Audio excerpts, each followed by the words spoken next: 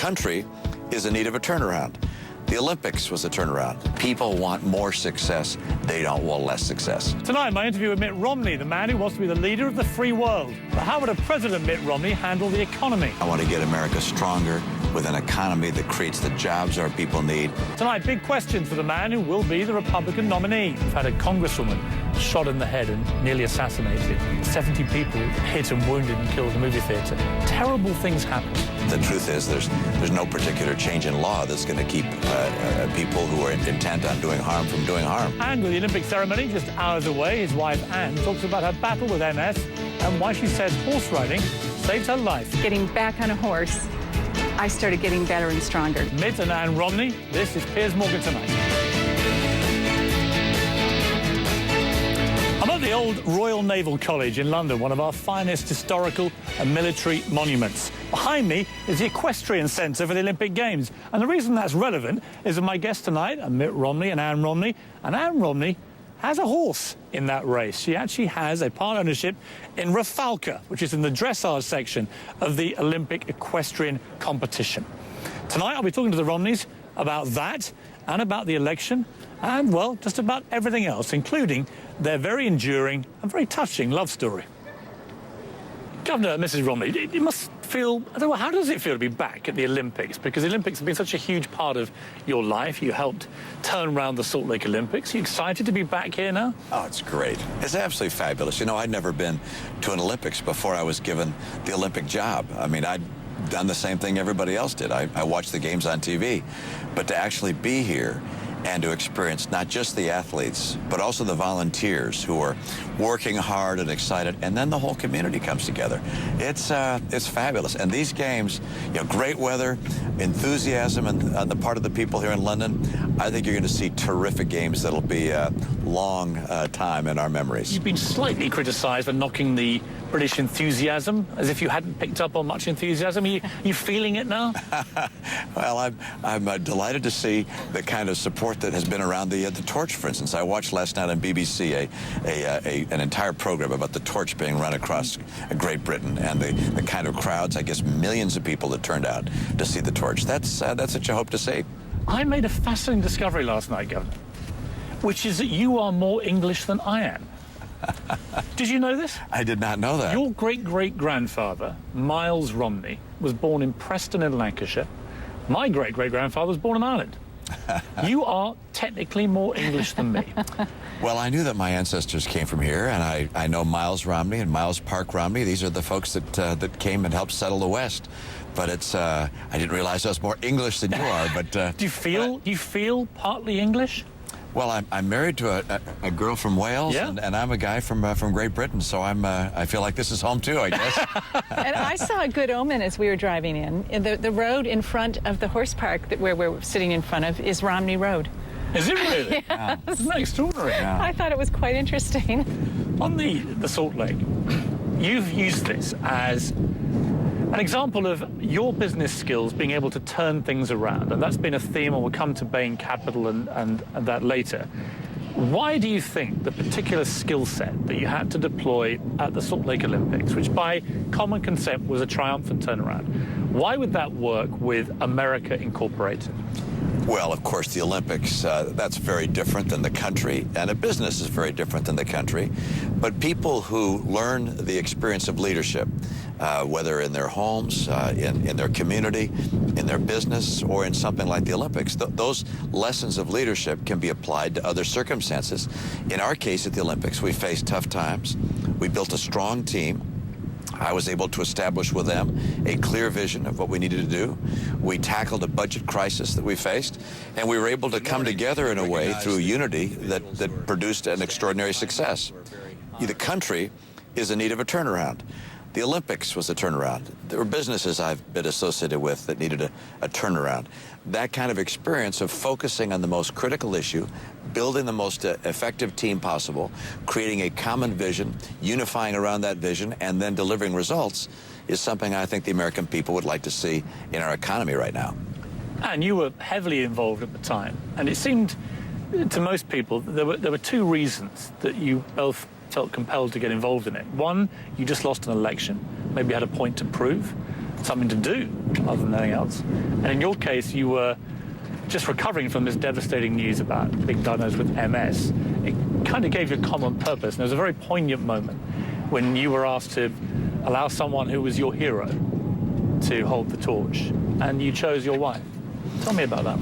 Well, Anne had been diagnosed with MS in about 1998, and she was going downhill fast. Her right side was numb. She was having a hard time getting upstairs. We were looking at potentially seeing a wheelchair in her future, and so as we got closer to the Olympics, and she got stronger and stronger, we were hopeful that Anne might be someone who could carry the torch into Salt Lake City.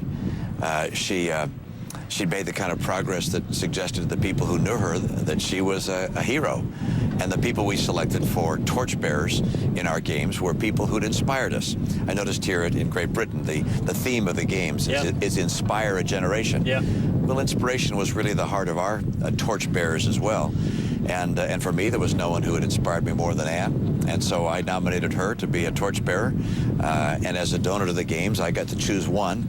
And I chose Anne. And I can tell you it was an emotional moment for my family as she got the torch and ran it the quarter mile or so that she had the torch. And for you, I mean, people, I don't think, have fully grasped just how sick you were or how sick you certainly felt at the time. What did that moment do for you? It was just so symbolic because I was struggling with even walking as we came to Salt Lake 3 years before the game started. And then to know that, I don't know, that everything had come together and that there was, my life was going to be okay, and that I was getting my strength back. It was as though you recognize blessings in your life, and there's markers sometimes that are put down where you stop and pause and say, wow, look where I've come, look where I was, and look where I am now. And it was so significant for me to know that I was going to be okay, and that through all the things I was doing, and part of it, the most important part of my recovery, was really the guy sitting next to me. He was the one, when I was in my really, really darkest place, gave me hope and said, it's going to be okay. We're going to be okay. You're a man known for compromise, for doing deals, getting stuff done, not getting overly irrational about issues. You've done it in your business career, you've done it in your political career. The big issue in America right now is guns. And we had this appalling shooting on Friday at Aurora in Colorado, the worst single shooting in the history of the United States. And the usual debate, the one that I've heard since I've been in America, flare up every time these things happen, there should be tighter laws. I'll be honest with you, I'm disappointed when nothing happens each time. You know, as I think Mayor Bloomberg put it to me, what does it take to change things? You've had a congresswoman shot in the head and nearly assassinated. 70 people killed in a movie theater, hit and wounded and killed in a movie theater. Terrible things happen. What does it take to change the gun culture to mean that changing the law isn't a contentious issue? Well, I think the idea that somehow if you had a law saying that guns were going to be regulated in some way, that would end gun violence, why there might be some merit to having that discussion. But the truth is there's no particular change in law that's going to keep people who are intent on doing harm from doing harm. The governor of Colorado, who's a Democrat, said, look, gun laws aren't going to keep evil people from doing evil things. No, but shouldn't a political leader be the one that says, actually, we're going to do whatever it takes to make it as difficult as possible? That's what we do with terrorism. And the whole fight against terrorism is waged on making it as hard as possible for terrorists to do anything. You just try and cut the loopholes down. Here we are in Britain, so I can talk about this without feeling it's not my country. And we have very strict gun laws here, and we have very few gun murders, 50 maybe on average a year. Japan has almost no guns and has almost no gun murders. America now has 300 million guns in circulation and has the highest murder rate with guns of any of the so-called rich civilized countries. The reaction on Friday was no politician called for stricter laws, but 43% spike in Colorado in local people wanting to arm themselves with more weapons. It can't go on like that, can it? Well, we do have a Second Amendment, and I respect the right of people to bear arms for any legal purpose. You say that we have 300 million guns. Saying somehow guns are illegal and trying to collect 300 million guns would be lunacy, folly. That's not going to happen. That's not going to happen in our country. People have a right to be able to bear arms. The real question is, what things can we do to do, as you say, prevent the kinds of tragedy from occurring that we saw? And the answer there is to find people who are distressed and deranged and evil, and do our very best to find them, to cure them, to help them, to keep them from being able to do harm to one another. This guy, James Holmes, the shooter in Aurora, he wouldn't have been picked up by anything. He had no history of mental illness. He had no history of criminality, I think a driving offence of some sort. He was able to walk in, this is what I find staggering, buy 4 weapons, including this assault rifle, then on the internet, thousands of rounds of ammunition, and a gun cartridge which could hold 100 bullets, which enabled him to fire at 70 people in a matter of a minute or two. And I say, where is the movement now by political leaders in America to mean that there can't be another guy who can do that as easily? Piers, there was a guy in Norway that went up and shot how many students? 70 students? They have very strict gun laws in Norway. But that doesn't keep a person from doing what happened in Norway, because saying to a deranged person you're breaking the law isn't going to keep them from doing terrible things and hurting people. We, of course, have all sorts of laws against bombs and making bombs, but this individual had bombs in his apartment. If he didn't have a gun, he'd have used a bomb. The idea that somehow the instrument of violence, if one could make it illegal, would keep a person from doing something illegal, I just don't think is a policy that actually will be successful. I mean, the final point I'd make on this is when you were governor of Massachusetts, you did extend a ban on these kind of assault weapons because you did feel there was a qualitative difference between shooting and hunting and the guns you need for that, and having guns where the only capability appears to be mass killing. Actually, in Massachusetts, we had the pro-gun lobby and the anti-gun lobby come together and fashion a bill that both thought was an advance. It provided more rights for hunters and the capacity for them to carry out hunting throughout the state. So it was supported by both sides of the debate. That's one reason why I was able to support that. But President Obama last night in a speech made a big speech which looked on the face of it, and he's getting credit for this, looked like he was moving to change things. But actually, when you studied the detail, hard to find a specific, we should change this law.